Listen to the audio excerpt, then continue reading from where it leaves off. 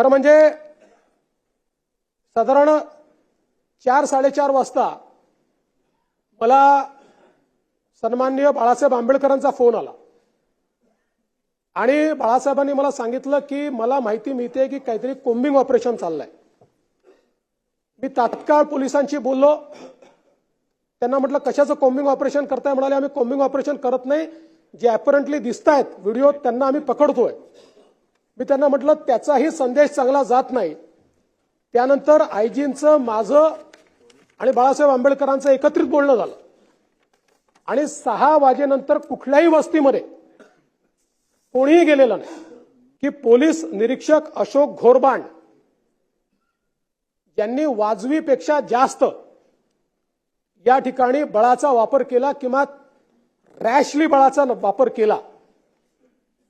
निश्चितपणे याची चौकशी केली जाईल आणि चौकशी होतपर्यंत अशोक घोरबांड यांना त्या ठिकाणी सस्पेंड केलं जाईल।